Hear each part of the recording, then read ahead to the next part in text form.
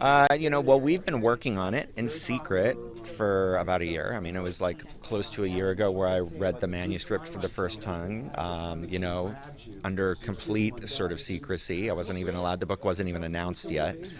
And I fell in love with it. So I think it's, my favorite book in the series, quite possibly. And so to come back to a world with a group of people that I love and love working with, like Suzanne and Nina, my producer, and the team we've put together, getting that gang back together and be back in this world and tell one of these stories, but it also happens to be, I think, one of my favorites, is really, really exciting.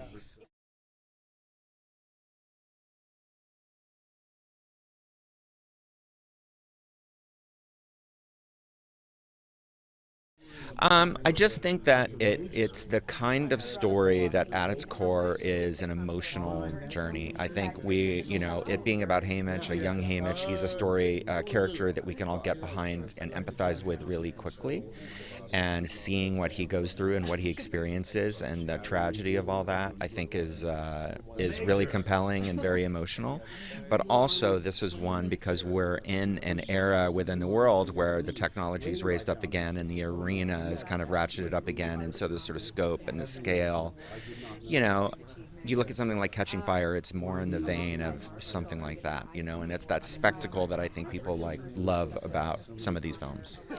I mean, I think, look, what was fascinating was, Suzanne always writes from theme first and had a theme for the last book and wanted to write a story and wrote about an antagonist. And there was, a little bit of backlash originally, and then people came and they still loved the series and they came and they wanted to see an origin story about the antagonist of the series and they fell for it. But what they really want is to see sort of some of the fan favorite characters. And I think this is one of these books and stories where you get to see a character we all love that's one of the icons of these movies, and to see what they've gone through and to see how it ties into not just the original series but also the last movie. So it's this great sort of puzzle piece for everything.